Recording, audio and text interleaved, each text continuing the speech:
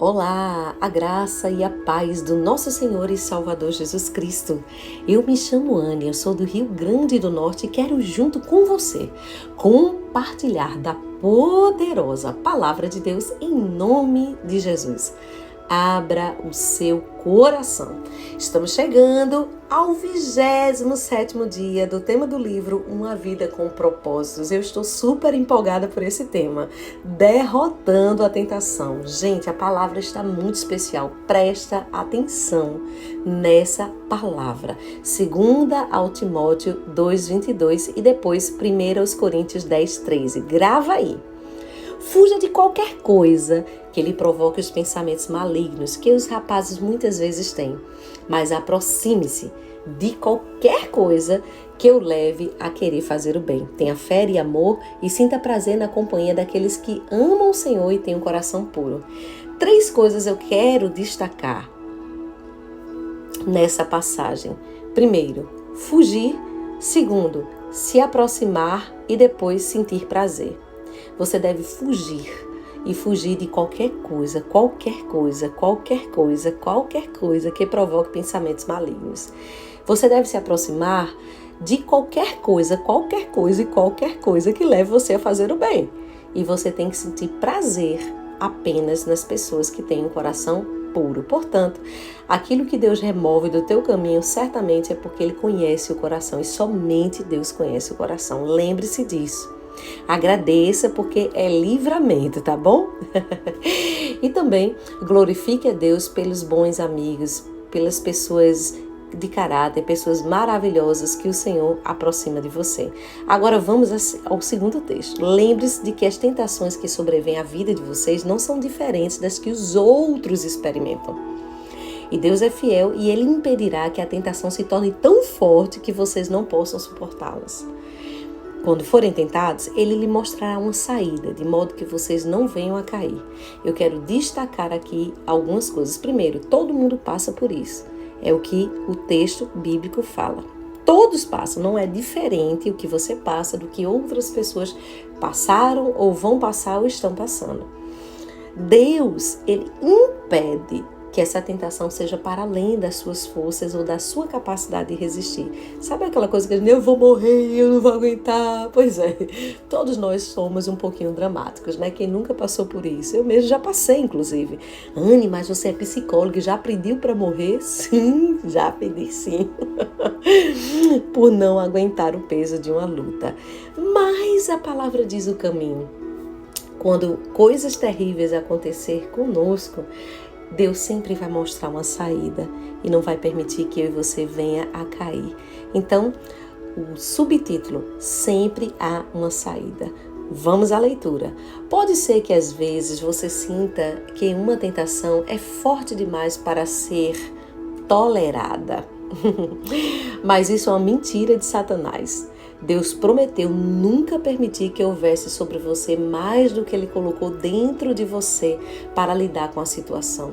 Ele não permitirá nenhuma tentação que você não possa superar. Entretanto, você também deve fazer a sua parte praticando 4 fundamentos bíblicos para derrotar a tentação. Vamos ao primeiro. Você quer registrar? Dá uma pausa nesse vídeo e anota então exatamente no texto lido, porque aí você grava no seu coração. Redirecione sua atenção para outra coisa. Olha bem o que essa palavra fala, gente. É exatamente isso que eu, como psicóloga, oriento pessoas a fazer. Muitas vezes a gente tem um foco no negativo. Lembra de Neemias? Pois é. Havia muitas distrações, mas o que ele disse? Eu estou ocupado. Eu estou fazendo uma grande obra e não posso parar. Tem tanta gente que já tentou parar você, né? Mas não conseguiu. Porque somente você pode fazer isso, nem o diabo pode, sabia? Pois é, além de Deus ter todo poder e autoridade, somente você pode permitir que isso aconteça. Então, quando ele diz redirecione sua atenção para outra coisa, ele diz assim: pode lhe surpreender, mas em nenhuma parte da Bíblia há orientação para resistir à tentação. Somos orientados a resistir ao diabo. Mas isso é muito diferente, como explicarei mais tarde. Em vez disso, somos aconselhados a redirecionar nossa atenção, porque resistir a um pensamento não funciona. Isso só aumenta a nossa concentração na coisa errada e fortalece a sedução. Deixe-me explicar. Toda vez que você tenta bloquear um pensamento, você o empurra para mais fundo da sua memória. Resistindo, você na verdade o fortalece. Isso ocorre principalmente com as tentações. Você não derrota a tentação combatendo a sensação que ela traz. Quanto mais você combate um sentimento, mais ele consome e controla você. Você o fortalece cada vez que você pensa nele. Como a tentação sempre começa com um pensamento, a forma mais rápida de neutralizar seu fascínio é desviar sua atenção para outra coisa. Não combata o pensamento, apenas mude o canal de sua mente e concentre seu interesse em outra ideia. Esse é o primeiro passo para derrotar a tentação. Você ganha ou perde a batalha contra o pecado na mente. O que prende a sua atenção prenderá você. Alguém já tentou fazer isso com você? Prender a sua atenção? Pois bem, então é uma prisão, né?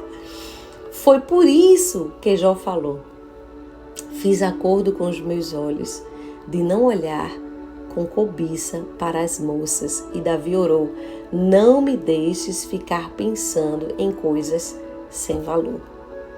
Você já assistiu a um anúncio de comida na televisão de uma forma súbita, sentir-se faminto?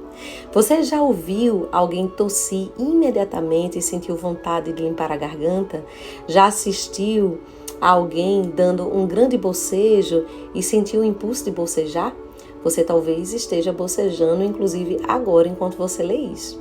Esse é o poder da sugestão. Naturalmente, nos movemos para onde dirigimos a atenção. Quanto mais você pensa a respeito de alguma coisa, com mais força ela se apodera de você. E é por isso que você deve ficar repetindo: eu preciso parar de tanto comer, eu preciso parar de fumar, de entregar esse desejo sexual ilícito. É uma estratégia contraproducente. Preste atenção.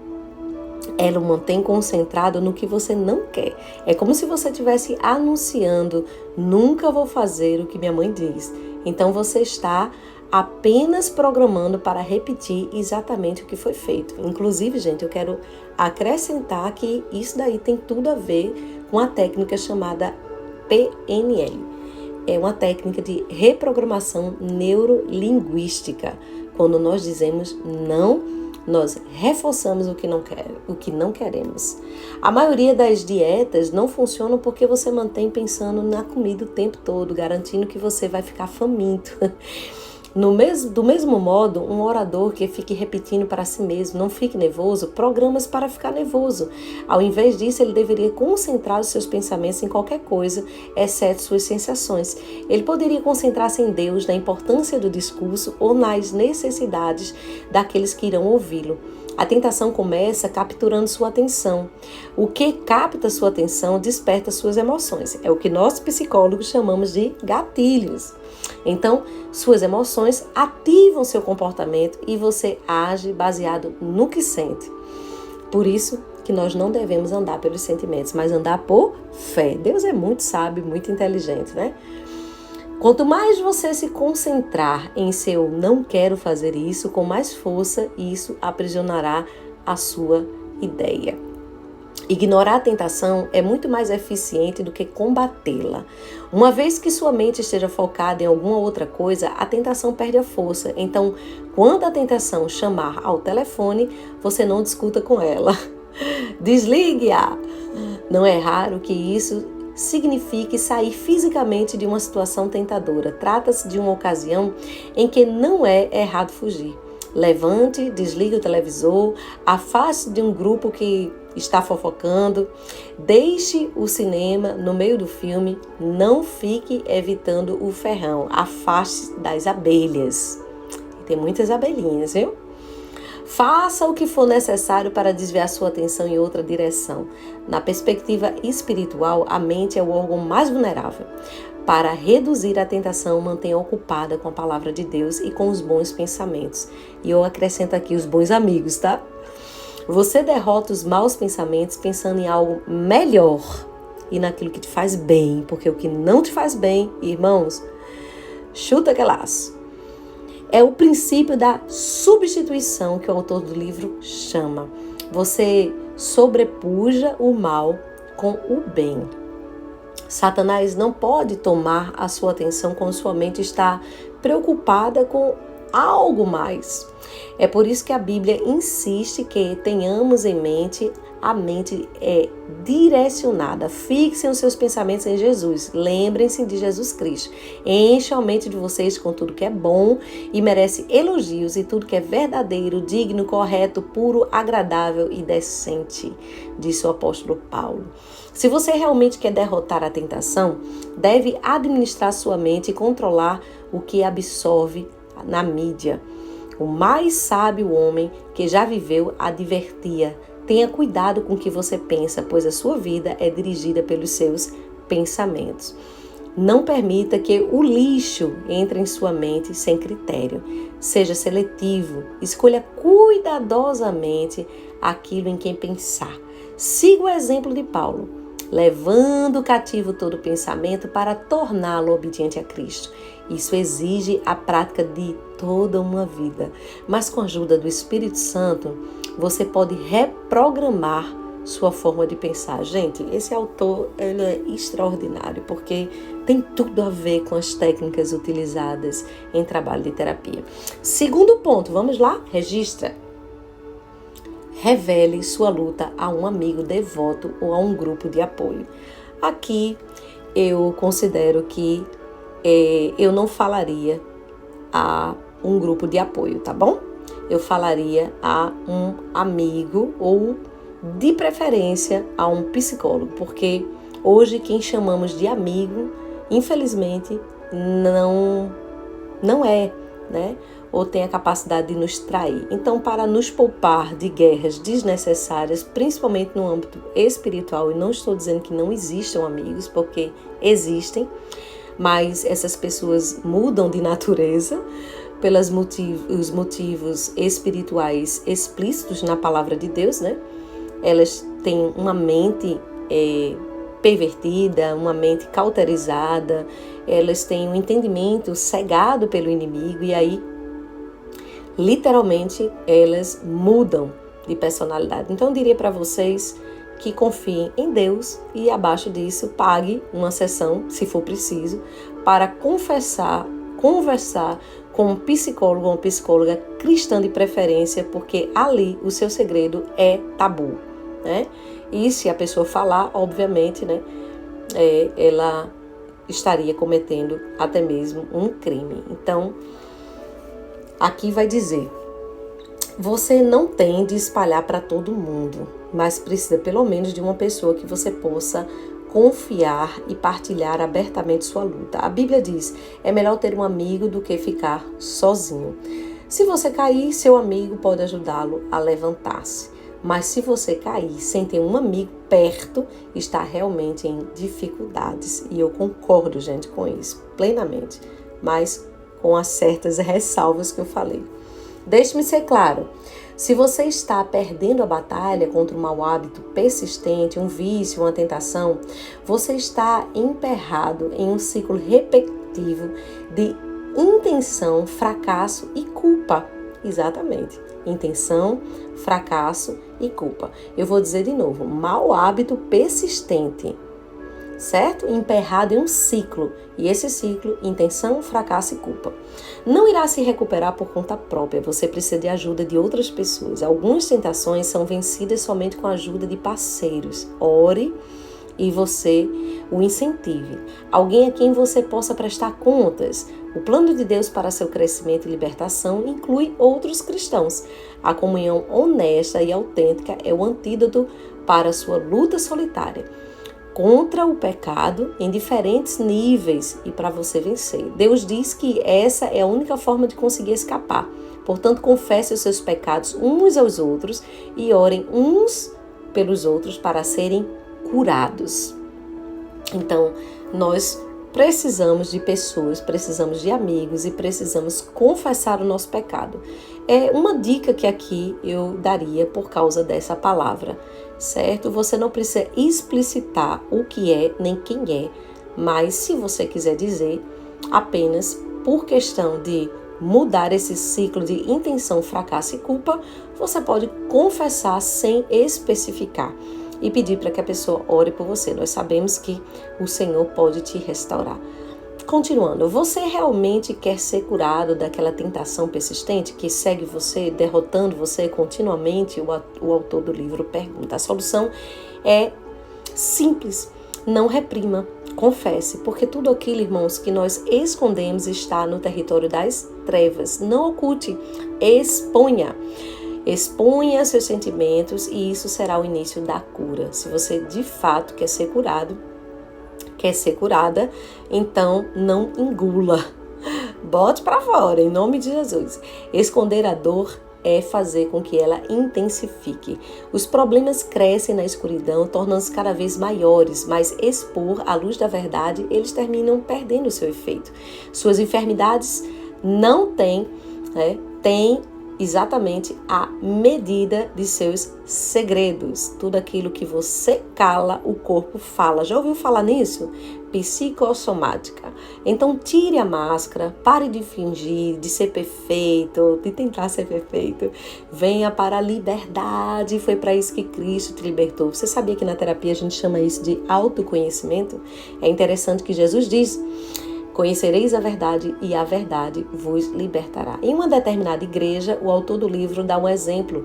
Temos visto o impressionante poder desse princípio, romper o domínio das tentações persistentes e de vícios aparentemente irrecuperáveis por meio de um programa desenvolvido por nós chamado Celebrando a Recuperação. Você já ouviu falar nesse programa, gente? É um processo bíblico de recuperação em 8 etapas, baseado nas bem-aventuranças de Jesus e fundamentado em torno de pequenos grupos de apoio. Nos últimos 10 anos, mais de 5.000 vidas foram libertas de todo tipo de hábitos, mágoas e vícios. Hoje o programa é utilizado em milhares de igrejas. Eu recomendo fervorosamente na sua igreja. Inclusive, aqui no Rio Grande do Norte, existe esse grupo de apoio dentro de uma clínica de pacientes que cometem alguns casos de suicídio, né, que é a clínica da Humanas, do plano que atende pelo plano de saúde Humanas. Então, lá existe esse tipo também de intervenção desse programa Celebrando a Recuperação. Satanás, é Vila Vica o nome da clínica, tá? Satanás quer que você pense que seu pecado e sua tentação são exclusivos e que por isso você deve mantê-los em segredo. A verdade é que estamos todos no mesmo barco.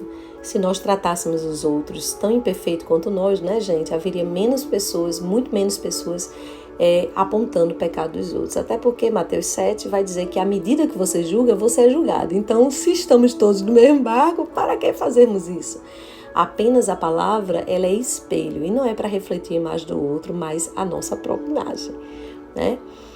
Todos combatemos as mesmas tentações e todos pecaram. Milhões já sentiram o que você sente e enfrente as mesmas lutas que você enfrenta nesse exato momento. O motivo pelo qual escondemos nosso pecado é um orgulho. Exatamente. Gente, isso é tão incrível que tem muita gente que deixa para procurar terapia, pedir apoio, pedir ajuda de última hora. Para quem não sabe, eu, enquanto psicóloga, eu mesma faço terapia, eu mesma tenho o meu psiquiatra com o qual eu estou sempre, por causa dos pacientes que eu tenho responsabilidade, cuidando da minha mente e das minhas emoções. Eu super recomendo, não pelo fato de ser psicóloga, mas pelo fato de precisarmos de ajuda uns dos outros. Se nós fizéssemos isso, né? Mas no meio cristão, nós podemos chamar também de mentoria, de um processo de mentoria mesmo, de um processo de supervisão espiritual, né? Queremos que os outros pensem que temos tudo sob controle. A verdade é que qualquer assunto sobre o qual você não possa falar já está fora de controle na sua vida. Seja qual for o problema, finanças, casamento, crianças, pensamentos, sexualidade, hábitos secretos ou qualquer outra coisa. Se você puder resolvê-lo por conta própria, você já teria feito, mas não pode. Então, decisões pessoais o força à vontade e muitas vezes isso não é suficiente. Alguns problemas estão muito arraigados e tornam-se muito rotineiros e muito grandes para que você solucione por conta própria. Você precisa de um grupo pequeno, de um parceiro para prestar contas, que vai incentivá-lo, apoiá-lo, orar por você, amá-lo incondicionalmente e chamá-lo à responsabilidade. Pois então, você pode fazer o mesmo por ele. Gente, isso funciona. E quando eu vou atender o paciente, a primeira coisa que eu falo para o paciente é que esse ambiente é um lugar seguro. Você não está aqui para ser julgado e nem criticado. E eu prometo a você sigilo e prometo a você que vou ficar com você até o final do processo. Porque existem muitos pacientes que às vezes têm um vício como, por exemplo, dependência química. E eles têm muito medo de ser abandonados em meio processo, né? E a gente sabe o quão difícil isso é. Sempre que alguém confia em mim, dizendo eu nunca disse isso a ninguém, eu fico entusiasmado com aquela pessoa, porque sei que ela está experimentando um grande alívio e uma grande libertação, e é exatamente isso. A válvula de pressão está para ser aberta e pela primeira vez ela vislumbrará uma esperança para o futuro. Isso sempre acontece quando fazemos o que Deus nos manda fazer, quando admitimos nossas lutas a um amigo, seja ele um cristão, e de preferência, consagrado ao Senhor. Deixe-me fazer uma pergunta difícil. O que você finge não ser um problema na sua vida? De que você tem medo de falar? Você não irá resolver isso por conta própria. Sim, é humilhante admitir nossas fraquezas perante outras pessoas, mas é exatamente a falta de humildade que está impedindo você de melhorar. A Bíblia diz: Deus se opõe aos orgulhosos, mas concede graça aos humildes. Portanto, submetam-se a Deus. Um outro passo, registre. Então, você viu que para abrir o coração tem que vencer o orgulho, né? Um outro passo, vamos lá, registre. Resista ao diabo. Após termos nos humilhado e submetido a Deus, somos orientados a desafiar o diabo. A parte final de Tiago 4,7. Resistam ao diabo e ele fugirá de vocês. Não nos resignemos pacificamente diante dos seus ataques, devemos contra-atacar. O Novo Testamento descreve muitas vezes a vida cristã como uma batalha espiritual contra as forças do mal, utilizando termos que aludem à guerra como batalha, conquista, luta e superar. Os cristãos são muitas vezes comparados a soldados servindo em território do inimigo. Como podemos resistir ao diabo? Paulo vai explicar. Usem o capacete da salvação, a espada do Espírito, que é a palavra de Deus. O primeiro passo é aceitar a salvação de Deus. Você não será capaz de dizer não ao diabo, a menos que tenha dito sim para Cristo. Sem Cristo não temos defesas contra o diabo. Mas com o capacete da salvação, nossa mente é protegida por Deus. Lembre-se disso. Se você é um crente, Satanás não pode obrigá-lo a fazer qualquer coisa. Pode apenas sugerir. Segundo, você pode usar a palavra de Deus como arma contra Satanás. Jesus deu o exemplo dessa atitude quando foi tentado no deserto. Toda vez que Satanás sugeria uma tentação, Jesus reagia citando as Escrituras. E modéstia à parte, gente, eu já fiz isso muitas e muitas vezes e no meio de um processo onde a gente reluta responder a pessoa e a pessoa insiste na prática errada, é exaustivo até isso, porque é exatamente isso que o diabo quer, nos cansar, né? Jesus não disse, eu estou com fome, quando foi tentado a usar o seu poder ou uma necessidade pessoal. Ele simplesmente citou uma parte das Escrituras que havia memorizado. Nós devemos fazer o mesmo. Há um poder na palavra de Deus e Satanás teme a isso. Jamais tente argumentar com o diabo, ele argumenta melhor do que você, pois ele teve milhares de anos para praticar isso, lembre-se disso. Você não pode enganar a Satanás com a sua lógica ou opinião, mas você pode usar a arma que o faz tremer, a verdade de Deus. É por isso que memorizar as Escrituras é absolutamente essencial para derrotar as tentações. Você a acessa rapidamente quando você é tentado, como Jesus. você tem a verdade guardada no coração e pronta para ser lembrada. E se você não sabe nenhum versículo bíblico de cor, sua arma está sem bala. Eu o convido a memorizar um versículo por semana pelo resto de sua vida. Imagine como você vai ficar mais forte. Perceba, outro passo, a sua vulnerabilidade. Anote. Perceba a sua vulnerabilidade. Deus nos adverte para nunca ficarmos orgulhosos ou muito confiantes, que é a receita para a desgraça, né? Jeremias disse, o coração é mais enganoso do que qualquer outra doença, ele é incurável. Isso significa que somos bons em enganar a nós mesmos. Gente, isso é fato, é fato. Das circunstâncias adequadas, qualquer um de nós é capaz de qualquer pecado. Qualquer pecado. Nunca você vai dizer que não pode cair. Não faça isso, porque o diabo certamente ele fará de tudo para que você então seja destruído, né? Não devemos jamais também baixar a guarda ou imaginar que somos imunes a essas tentações, porque existem pessoas que se sentem super poderosas, mas não é isso que a Bíblia nos ensina. É na fraqueza que o poder de Deus se aperfeiçoa. Não se ponha por descuido em situações que lhe tragam tentações. Evite-as. Lembre-se de que é mais fácil ficar fora das tentações do que sair delas. A Bíblia diz, não seja imaturo, nem autoconfiante. Você não é exceção. Você pode cair de cara no chão como qualquer um. Esqueça a autoconfiança, ela não vale nada. Cultive a confiança em Deus.